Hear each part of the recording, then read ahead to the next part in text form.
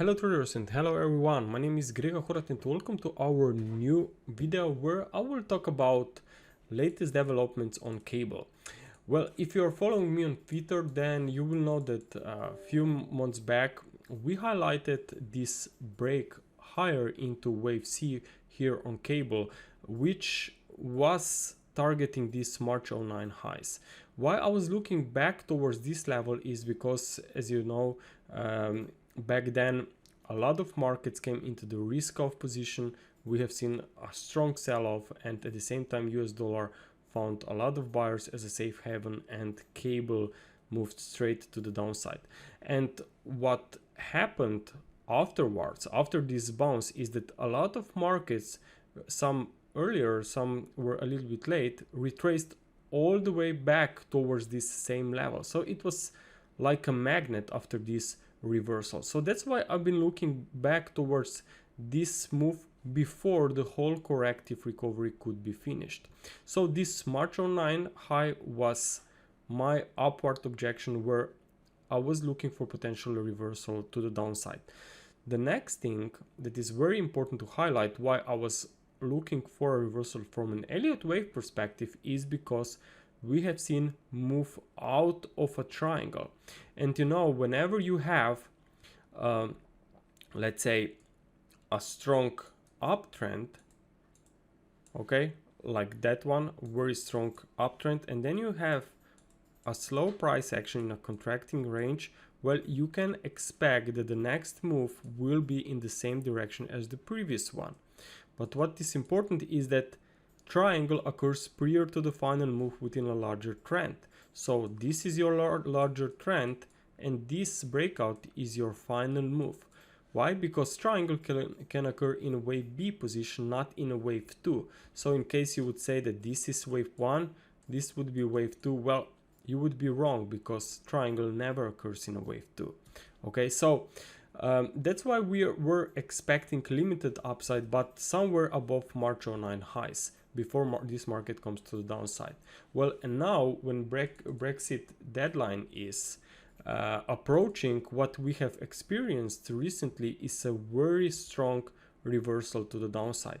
And this is what I call a confirming price action. Not only that we identified some of the resistance levels based on a triangle projections. So I took the distance of the widest leg within a triangle, and then I compared it from the end of a wave E and also from a breakout point. And that's your target zone. And what was significant about these levels is that not only that we reach them, but we are also reversing away from that in impulsive fashion. So whenever you have this type of a price action, you can be looking for potential bullish bearish reversal, meaning more weakness could be coming after a pullbacks.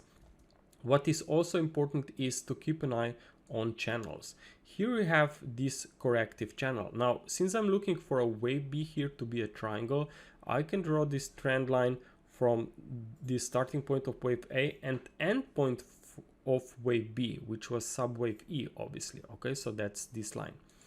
And you can see here that actually the same trend line, okay, was retested, also small retest here, then here obviously, and after this breakdown, well, the same trend line can then become a resistance. And this is even more significant whenever you have this trend line that goes perfectly with the Elliott wave principle. So looking at the current developments, you will see that we have here very nice and strong sell-off. To me, this looks like an impulse. Why? Because it's a very sharp move in a short period of time.